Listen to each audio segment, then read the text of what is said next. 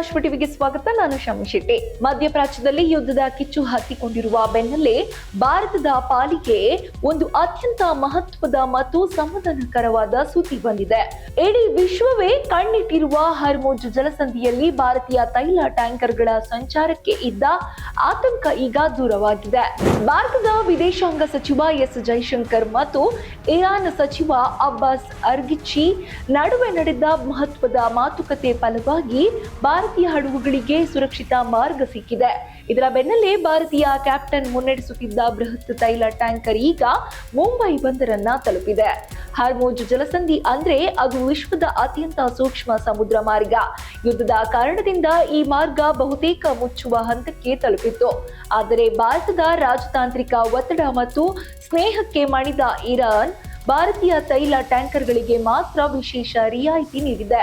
March 1ರಂದು Raas ತನುರಾದಿಂದ ಹೊರಟಿದ್ದ ಲೈಬೇರಿಯಾ ಧ್ವಜ ಹೊತ್ತ ಈ ಟ್ಯಾಂಕರ್ ಇರಾನ್ ಅನುಮತಿ ನೀಡಿದ ನಂತರವೇ ಈ ಡೇಂಜರ್ ಝೋನ್ ಅನ್ನು ದಾಟಿ ಭಾರತದತ್ತ ಬಂದಿದೆ.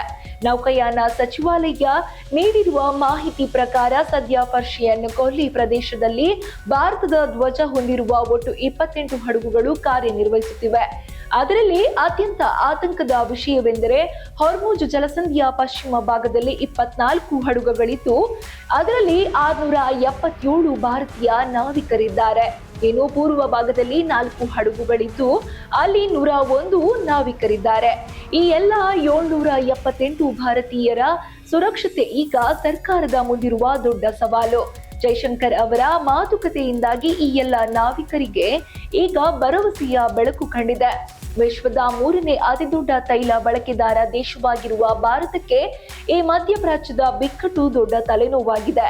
ಒಂದು ವೇಳೆ ಹೊರ್ಮುಜ್ ಜಲಸಂಧಿ ಸಂಪೂರ್ಣ ಬಂದಾದ್ರೆ ಭಾರತದ ತೈಲ ಪೂರೈಕೆಗೆ ದೊಡ್ಡ ಹೊಡೆತ ಬೀಳಬಹುದು. ಈ ಕಾರಣಕ್ಕಾಗಿ ಭಾರತ ಈಗಾಗಲೇ ಪರ್ಯಾಯ ಮಾರ್ಗಗಳನ್ನ ಹುಡುಕಿಕೊಂಡಿದೆ. ಇದರ ಭಾಗವಾಗಿಯೇ ರಷ್ಯಾದಿಂದ ತೈಲ ಖರೀದಿಯನ್ನು ಮತ್ತಷ್ಟು ಹೆಚ್ಚಿಸಲು ಭಾರತ ಚಿಂತನೆ ನಡೆಸಿದೆ.